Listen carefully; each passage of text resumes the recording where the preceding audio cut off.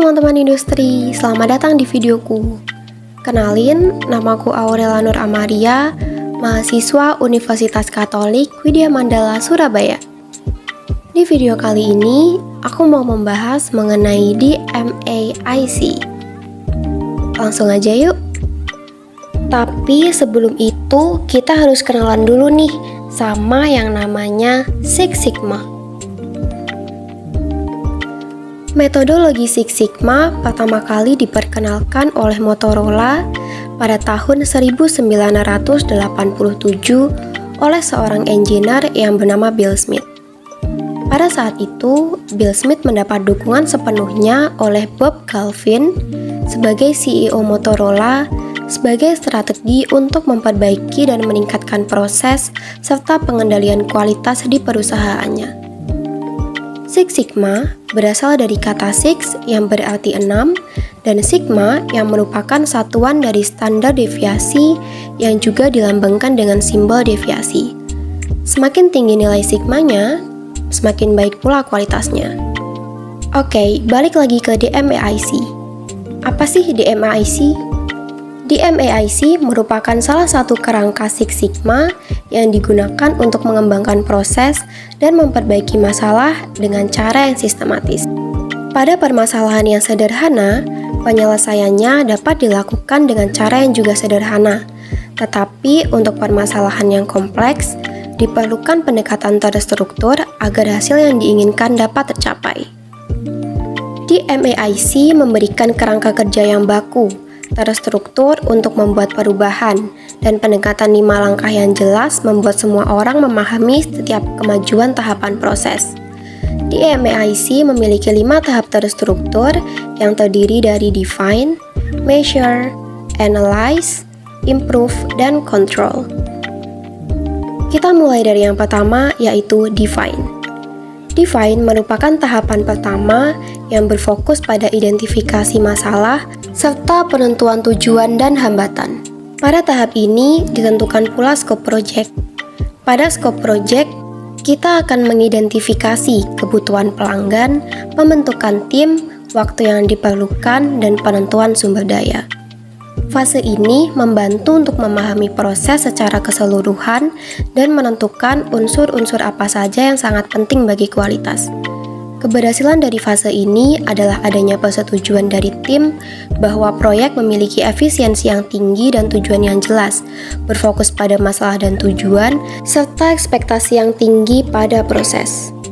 Tools yang digunakan dalam tahapan define antara lain ada Function Deployment Process Map, CPOC Map, Pareto Chart, FMEA, Affinity Diagram, Relation Diagram, dan Cause and Effect Analysis.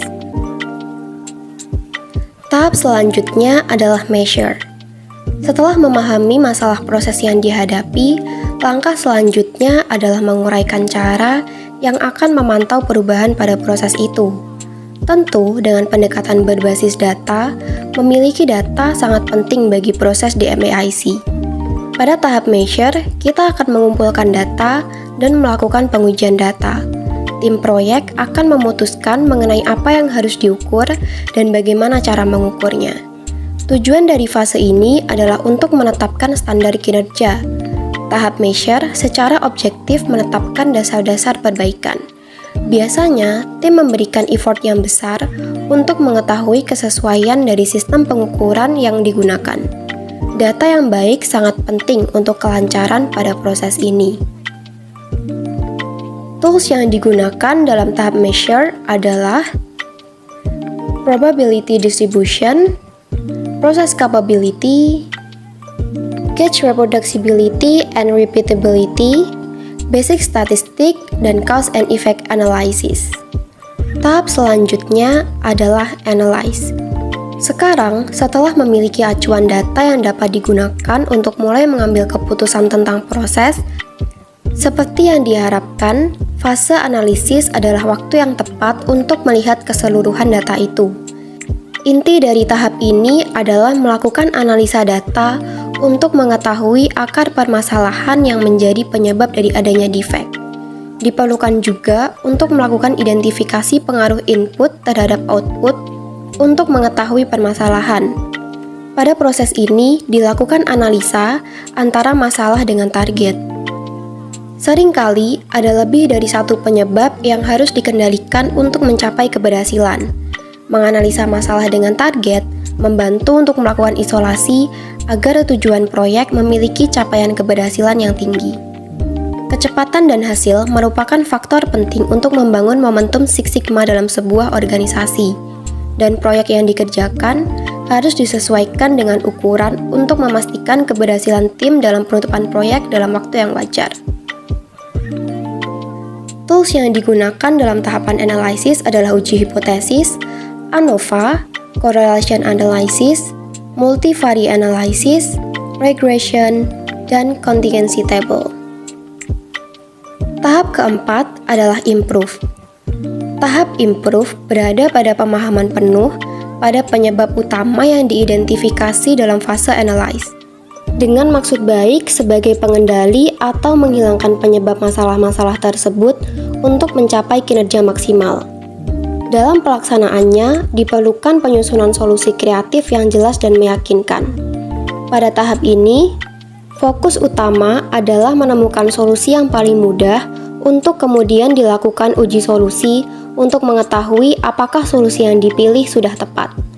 Untuk mengantisipasi masalah yang mungkin terjadi, informasi ini harus disusun dalam sebuah rencana implementasi terperinci, yang selanjutnya dapat digunakan untuk memandu penerapan solusi di dalam proses. Di tahap improvement, alat yang digunakan adalah DOE atau Design of Experiment yang terdiri dari Factorial Design, General Full Factorial Design, dan Fractional Design. Tahap terakhir adalah kontrol. Tahap kontrol pada pendekatan di MAIC adalah mengenai pengawasan dan evaluasi. Intinya adalah bagaimana mempertahankan perubahan yang dibuat dalam fase improve. Tujuannya adalah untuk mempertahankan keuntungan, memantau perbaikan untuk memastikan kesuksesan yang berkelanjutan, membuat rencana pengendalian, mengupdate dokumen pembaruan, proses bisnis, dan catatan pelatihan yang diperlukan. Tools yang digunakan dalam tahapan kontrol adalah mistake proofing, proses control chart, dan proses control plan. Salah satu contoh penerapan di MAIC seperti yang dilakukan oleh Fandi Ahmad dalam penelitiannya yang berjudul Six Sigma di MAIC sebagai metode pengendalian kualitas produk kursi pada UKM. Pada tahap define, Fandi mengidentifikasi CTQ atau Critical Co-Quality yang bersumber dari Voice of Customers dan standar spesifikasi yang ada di perusahaan. Dalam proses ini, Fandi mengidentifikasi bahwa kursi yang diproduksi harus terbebas dari cacat. Defek pada produk kursi ini ada macam-macam. Untuk itu, pada tahap measure, Fandi menggunakan diagram Pareto untuk menentukan cacat paling dominan. Pada diagram, terlihat bahwa data defect terbanyak ada pada jenis kursi, lecet, dan penyok.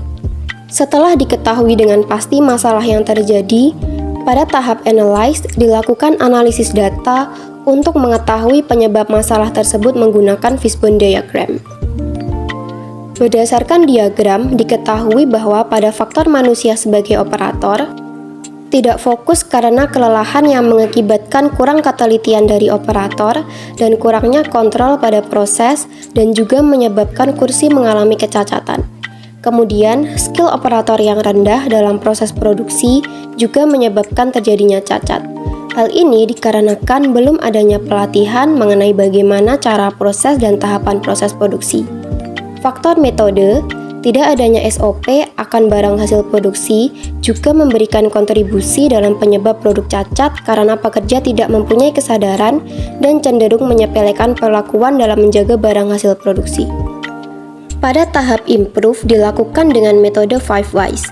Dengan menyusun pertanyaan-pertanyaan terkait permasalahan, akan ditemukan opsi-opsi solusi pemecahan masalah untuk kemudian dipilih solusi yang terbaik. Tahap terakhir adalah kontrol untuk memonitor hasil dari proyek di MAIC. Nah, demikian adalah penjelasan singkat dan juga contoh dari DMAIC. Terima kasih, sampai jumpa lagi.